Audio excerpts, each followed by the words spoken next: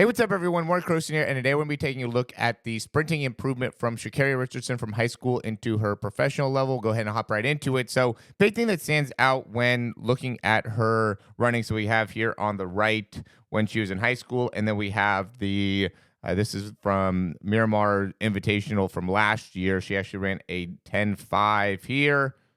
And this one was slightly wind aided on the left. And then we have 11.4 here. This was the fastest race that she's done. Again, it was slightly wind aided, but we still want to be able to just take a look from a mechanic perspective. What were some of the things that improved? So first, when we're looking at this one, what stood out was that this ended up being, as she gets to the end, she is at 50 steps right here. And then that would end up being her 51st step. I went through and counted it all.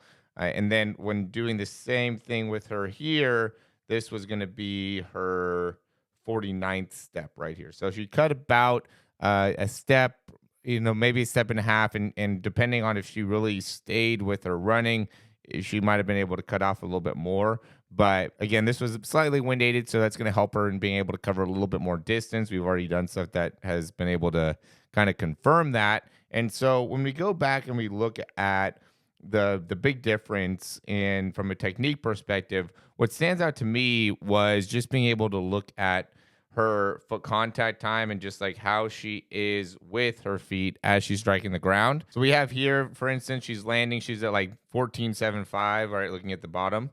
And then she is off the ground at about 8.2, and we can kind of see like where she is with her legs. I mean, we could also take a look at this one, same type of thing, 5.5, and then off at 6.5. So at 0.1, she's still off the ground. So her foot contact time is under 0.1 seconds, still really good.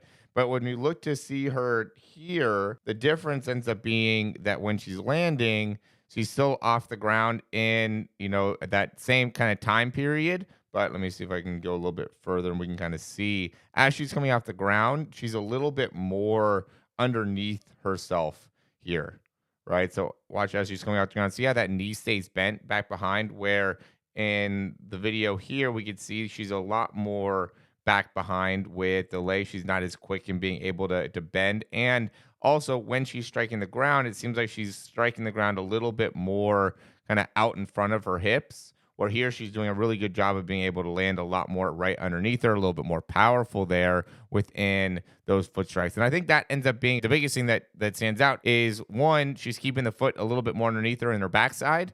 She's faster being able to bend the knee and get the foot through rather than allowing that foot to go so high up back behind her, which is really getting a lot of height, especially out of this left side as she's coming through, where with this one, she's not going nearly as high with the foot. She's staying, again, a lot more underneath her. And then also with that foot strike, I think she's doing a really good job of being able to just effectively transition off the ground. Because when you can land more with your foot underneath you, now you're going to be able to transition off with a little bit more of like an upward pattern in comparison to when you have the foot landing a little bit more out in front of you. You're not going to be able to get as much of a upward action as of what's going out the ground. I've talked about that before, where it's like you want to be able to strike the ground to create horizontal force into the ground and then translate that into a vertical force as that foot's coming up. So you want to be hitting the ground with the leg coming back behind you in more of, again, that like horizontal pattern, but then as that foot's coming off the ground, you want it to be coming up in more of a vertical plane. And that is a great way to be able to maintain having that foot come underneath you well, to then prepare yourself and propel your foot forward, but also to prepare your foot for the next step, so then you could generate as much force back down on the ground. When you get the foot stuck behind you here, not obviously, 11.4 in high school is a really good spot to be in. But again, so when we're looking at this, it's just a little bit further back. So now it's just not, you're not going to have the time to be able to get the foot all the way up and through to be able to generate as much force down the ground. That left leg here, again, she's landing with it a little bit more out in front of her. And the time doesn't seem, and obviously we don't have the greatest video footage here, but the time doesn't seem to be that different in terms of foot contact time on the ground. Maybe it's a little bit longer. It seems like it's a little bit longer, but it's hard to tell because we're talking about 0 0.1 seconds or 0.09 seconds in comparison to maybe 0.08, maybe 0.07. Again, it's hard to tell. I can't really find something that would be an excellent example of, okay, this is obviously faster here in comparison to here when it comes to full contact time, where, obviously I wouldn't want to put anything out there unless we were able to really confirm it with some good truths within the sprinting form. It does look like it's faster with the full contact time, and I think it makes sense that it would be, given that she took off a second within, or almost a second with her sprinting, but only took off about a step, maybe step and a half in terms of how much distance she's covering per step. So typically that would cut off about zero 0.5 of a second when you can cut off that much amount of distance, right? When you can cover a little bit more ground. But what makes the most sense, the other way to be able to cut time would be by eliminating full contact time. So yeah, just from a number perspective, it just makes sense that she was able to do that. It's just very small amount, obviously, because we're dealing with, again, hundreds of seconds and thousands of seconds. And so, if we could get better video footage, then that would make it so we could get a better understanding of what's happening there. But yeah, that's, I think, some big things that stood out to me when it comes to her sprinting mechanics when she was in high school in comparison to as a pro.